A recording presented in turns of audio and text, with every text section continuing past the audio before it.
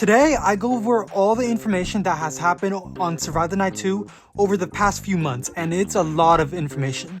Like in summary, so much of the gameplay has been changed, we got an official release date, we got a teaser trailer for Survive the Night 2, and so many more things. So I will be splitting this video up into two parts. The first part is general information and new slashers, gameplay, and things like that. That will be covered in this video. The second part is just going to be showcasing all the leaked footage we have gotten. So yeah, I will link the second part in the description and the pinned comment, but let's get into the video for today. Alright, first things first, I know most of you clicked this video because of the release date being in the title, and yep, it's true. Arc Team dropped the Survive the Night 2 teaser trailer on September 19th. Go watch it if you haven't already. And at the end of the teaser, they gave us an official release date, which is October 31st / Halloween. Very fitting, I'd say, but yeah. Sadly, I am doing something that day since it is Halloween, but I will be uploading videos about the game when it comes out, and I am excited. Personally, I thought the game wasn't gonna come out until like early 2026. Like, literally, I was just laying down in my bed and they dropped the teaser and the release date at such a random time. So I was just like, what? I'm very hyped though because I had so much fun during the testing, and personally, I like the gameplay way better than Survive the Night 1, but that's just a personal opinion of mine. It's coming out much earlier than I expected, and I can't wait. Since the testing video I released all the way back in June, so much of the gameplay has either been changed or new things have been added, so let's go over those. First, I will start with the slashers. Ever since the testing video I put out, about 5 new slashers have been revealed, so I will be going over each of them individually. The first new slasher that was revealed is one we all know very well, and that is Commander, who is now called Dark Lord. In Survive the Night 1, Dark Lord just force choked you for like 1 second, but in Survive the Night 2, he does things very different. When Dark Lord uses his ability, he inverts your movement controls and messes with your camera. Here's how it works in game.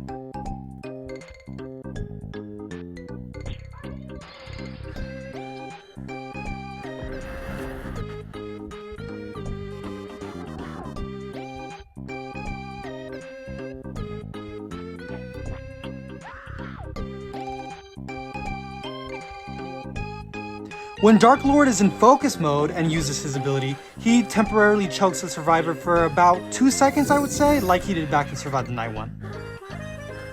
The next new slasher is also a slasher we have seen in Survive the Night 1. This time though, he got an entire new makeover, and that is Exterminator.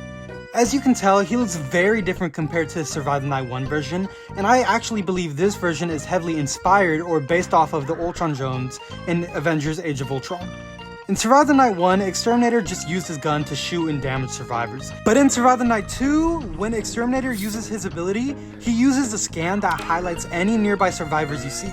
When he is in focus mode, it swaps out his arm blade for a ranged energy blast, and that can hit and damage survivors, but in return, it consumes a portion of your ability / cooldown. You can also use the energy blast to hit survivors if you are facing your target and they are within a line of sight, which means no more being shot behind walls, like in Survive the Night 1.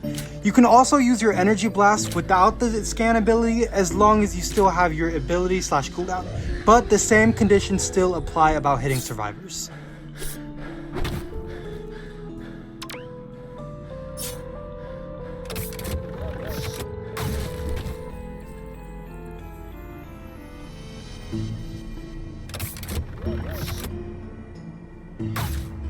This slasher is one we have never seen before, and that is Invisible Man.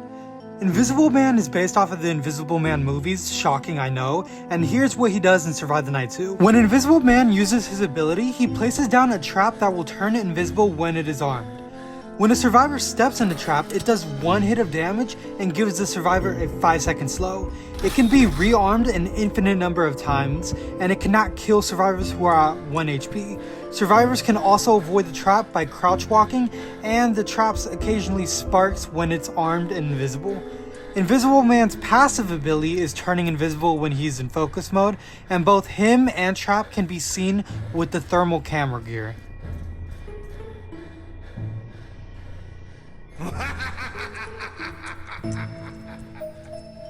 He's honestly a really simple slasher to understand. He's not really hard to understand at all, and I think he's okay. Not my favorite slasher ability or slasher design, but he's okay in my book. Now our second to last new slasher is Jack. It's pronounced Jack according to the video Rack gave me, which makes the UES silent at the end, so I'm just gonna say Jack. If you've ever played Before the Dawn Redux, you might think he's similar to another slasher called Jack, but he isn't. The developers have confirmed this themselves. Anyways, let's talk about what he does. When Jack uses his ability, he ropes up the closest survivor to him so they can't run away, and he can tug him around a little bit.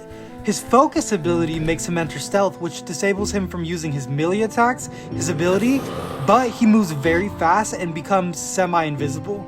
He can't exit out of stealth in front of other survivors and can only exit stealth when he's a decent distance away from survivors. When he's in stealth, he cannot be detected or seen by survivors.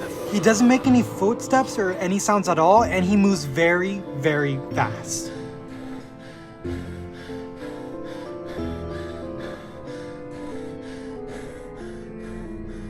Finally, the last new slasher revealed for the launch of Survive the Night 2 is Genofage.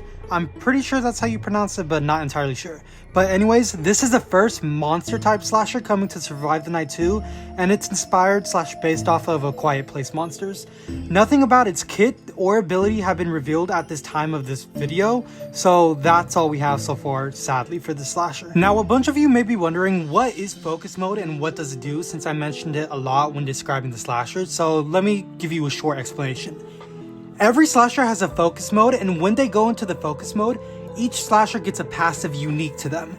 Base focus mode just slows you down and disables your melee attacks, but they increase your hearing and vision range. And like I said before, in this state, each slasher gets their own unique passive tied to them.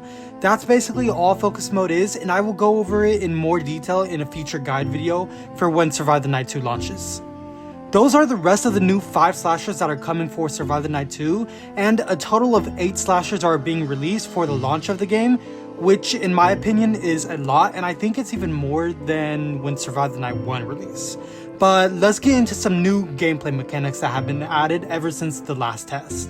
Slashers can now pick up an item called Chainsaw, and they can use that item on survivors to instantly down them, but this item only has 3 charges. And it spawns randomly on a map, and I forget if it's a guaranteed spawn every round, so I'm not exactly sure about that. The next new mechanic is health being changed into strength. Strengths now make stuns and staggers stronger, as well as giving you extra health, but it's a noteworthy change. Another new gameplay mechanic that was introduced was each map beginning to have props you can interact with. Some of these props you can't interact with unless you have a very specific gear or a very specific lamp.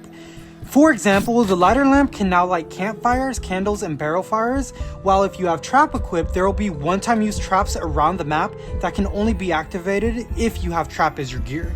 There are more props, but I will go over those as we get closer to the launch of Survive the Night 2. On each map, there will be a breaker that slashers can attack and destroy, and doing so will break the map's lights permanently, forcing the survivors to use their lamps to see, or if they have lighter, to activate the light props around the map. This next change is a lengthy one, so prepare yourself. The shop system in Survive the Night 2 is going to be super different compared to Survive the Night 1. Instead of just buying everything with points, your base gears and the base slashers will be unlocked with levels. Each level unlocked unlocks a gear or slasher depending what level you are on. Skins will be unlocked with movies.